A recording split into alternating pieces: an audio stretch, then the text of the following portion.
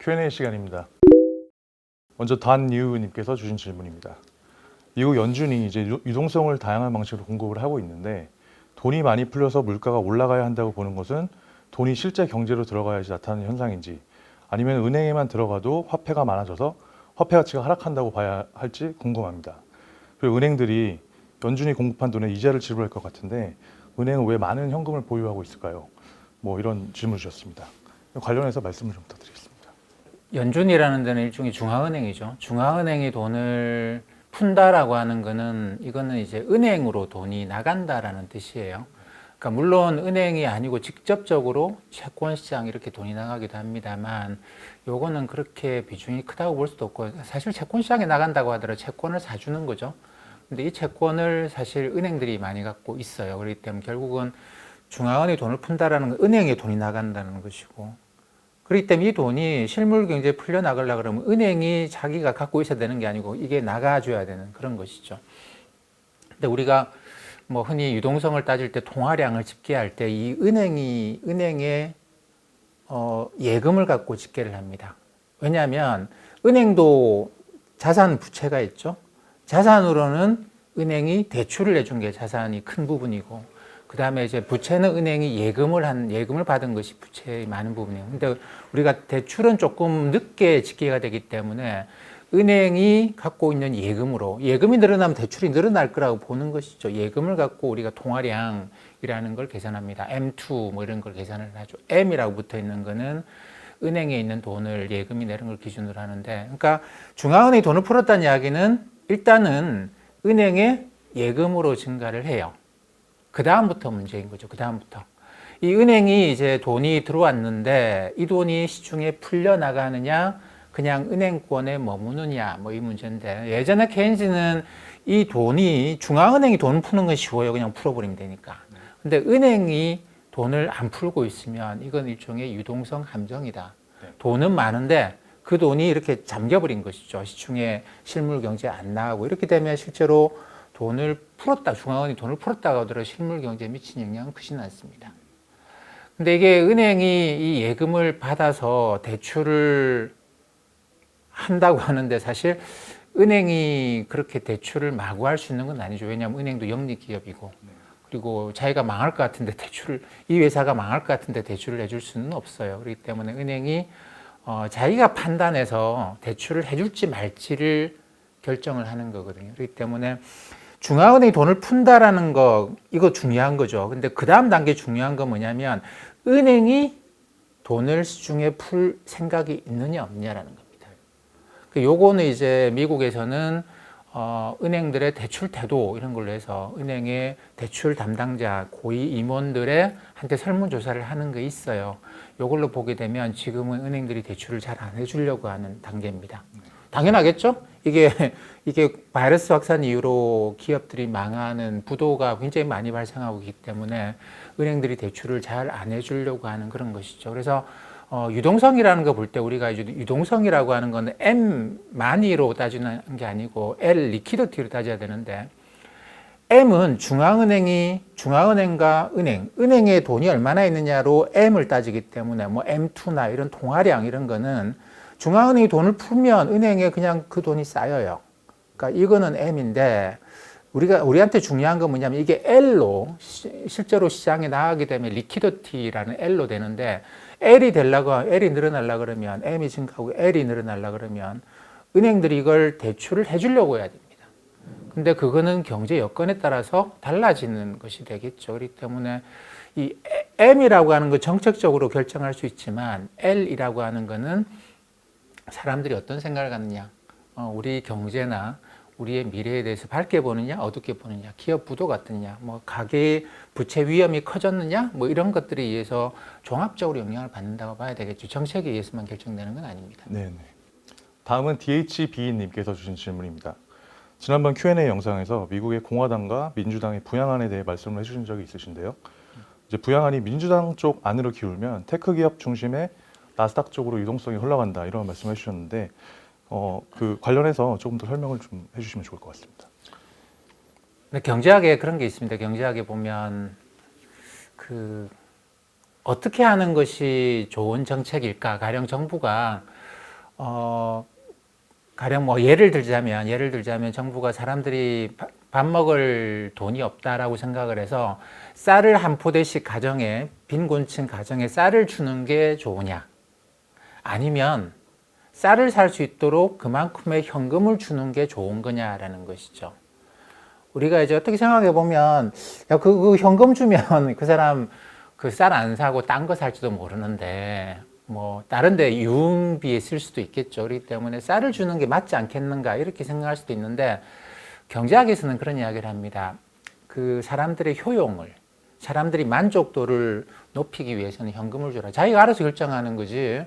정부가 네가 쌀이 없구나 쌀을 줄게. 이거 이 사람의 만족도를 높이지 못한다는 겁니다. 그래서 괜히 쌀값은 정부가 드리고 욕만 먹고 이런 일이 생길 수 있다는 것이죠. 근데 그렇다고 해서 돈을 주는 게 현금을 주는 게 맞느냐 이 문제가 경제학에서 굉장히 심각한 논란거리입니다. 소비자의 효용이라는 관점에서 보면 현금을 주는 게 맞는데 과연 정책적으로 볼 때 우리가 사회의 어떤 가치관 이런 걸 볼 때 현금을 주는 게 맞느냐 아니면 쌀을 주는 게 맞느냐 이런 문제가 있죠.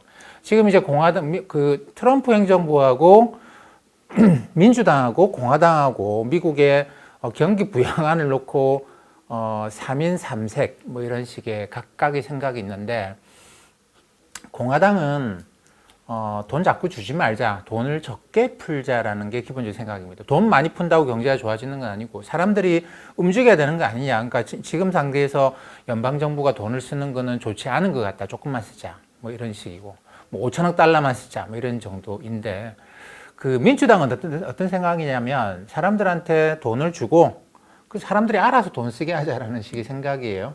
그러면 사람들이 좋아하지 않겠는가? 당연히 사람들이 좋아하도록 돈을 줬으니 요즘 같으면 그것 가지고 이제 뭐 미국에서 로빈훗이라고 하는 투자자들, 우리나라에서는 동학개미라고 하는데 그 사람들이 뭘 사겠습니까?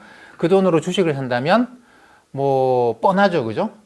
지금 많이 올라간 주식, 뭐 테슬라나 애플 이런 걸 아마 사게 될 겁니다. 그런 의미로 제가 말씀드린 거고요. 사람들한테 돈을 주고 알아서 하세요. 이거 쌀 사세요. 쌀 안 사고 애플 주식 산다라는 겁니다. 지금이 그렇게 돌아가고 있죠. 근데 이제 백악관의 안은 트럼프의 안은 돈을 많이 쓰자. 그거는 민주당과 같아요. 근데 민주당은 많은 사람들한테 많은 돈을 쓰자라는 것이고요. 근데 공화당은 조금만 쓰자 이런 것이 되고 그 백악관의 트럼프의 안은 많은 돈을 쓰자 대신에 내가 결정할게라는 겁니다. 돈을 사람들한테 뿌려놓고 사람들이 결정하도록 하는 게 아니고 내가 결정할게. 뭐 이러다 보니까 이제 민주당하고 그 백악관하고 안은 많이 쓰자라는데 갖고 뭐 합의할 것처럼 많이들 이야기합니다만 이거 제가 볼 때 합의될 가능성은 굉장히 좀 낮다고 저는 생각합니다.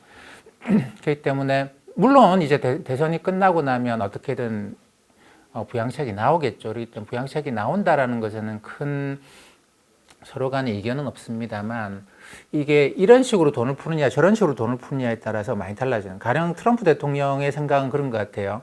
부양책을 받아서 선별적으로 지원을 하는 것이죠.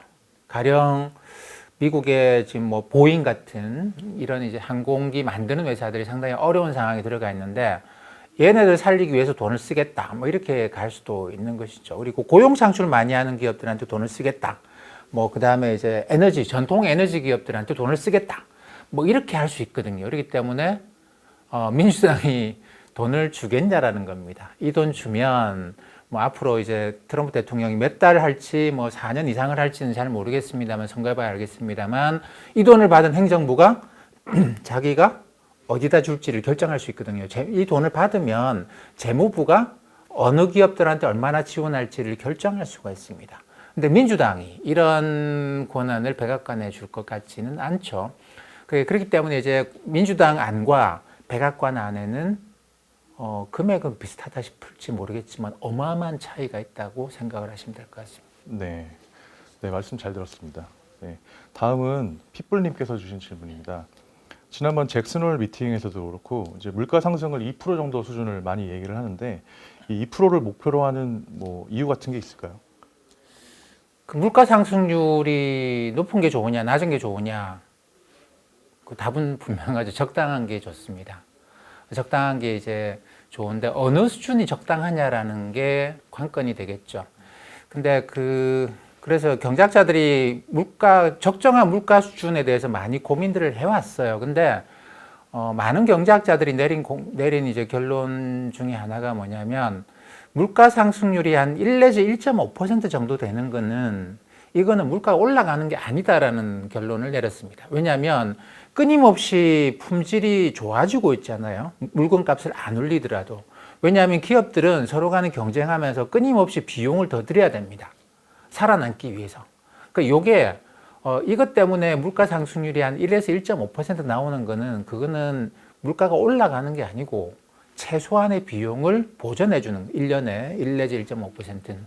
이 때문에 그 정도 밑으로 내려가는 거는 이거는 디플레이션이라고 봐야 돼요. 물가 하락이라고 봐야 돼요. 제로 밑으로 물가 상승률이 떨어지는 게 디플레이션이 아니고 지금 경제학자들 내리고 있는 결론은 1에서 1.5% 정도. 뭐 중간쯤 나와서 1.2라고 잡을까요? 그러면 한 1.2% 밑으로 물가 상승률이 내려가는 거는 매년 이거는 디플레이션이다. 이건 막아야 된다. 이거 막아야 된다. 왜냐하면 이렇게 되면 경제가 무너지게 되겠죠. 그죠? 기업이 비용도 그 비용도 비효율적으로 또는 쓸데없이 들어가는 비용이 아니고 품질이 개선된다고 들어가는 비용인데 요것도 커버 못하면 기업이 문을 닫아야 되니까 요거는 요까지는 끌어올려 주자라고 하는 게 기본적인 생각이고 그 다음에 이제 그 위로 올라가야 되는데 2%라고 잡은 이유는 그 위에서 최소한의 그러니까 3, 4가 아니고 2%로 잡은 거는 요 1에서 1.5 위로 이제 최저한인데 이걸 그 비행기에서는 스톨 스피드라고 하는 게 있습니다. 실속 뭐 이런 게 있는데 비행기가 날아가려 그러면 이게 지구 중력을 받아서 떨어지지 않고 앞으로 안 떨어지고 가려 그러면 이게 속도가 어느 정도 돼야 돼요. 속도가 너무 느려지면 추락을 하겠죠. 그러니까 추락하지 않는 최소한의 속도라는 게 있습니다.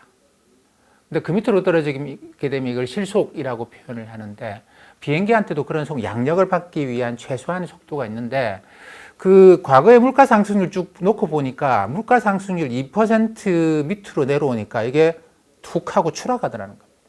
2% 밑에서 안정되는 게 아니고 2% 밑으로 내려오면 그냥 비행기가 추락하듯이 추락한다. 그래서 물가가 유지될 수 있는 물가가 어느 정도 경제가 유지될 수 있는 경제가 이 날아갈 수 있는 최소한의 물가 상승률을 속도라는 개념을 보게 되면 2% 정도는 되는 게 적당하지 않겠는가 그런 관점에서 2%죠. 근데 지금은 2%를 최소한을 꼭 지키겠다 이런 의미보다는 이거 넘어서도 괜찮다라는 그런 식으로 조금 요즘은 생각을 바꾸고 있어요. 그러니까 이제는 그러니까 사실 어떻게 보면 물가 상승률을 최소한 2%는 맞춰야 된다라는 거는 기본적인 생각이고, 근데 이제 2%만 되면 된다가 아니고 2% 위로 올리자라고 하는 게 요즘에 좀 생각인 것 같습니다. 네, 말씀 잘 들었습니다. 오늘도 좋은 말씀 감사드립니다. 네, 감사합니다.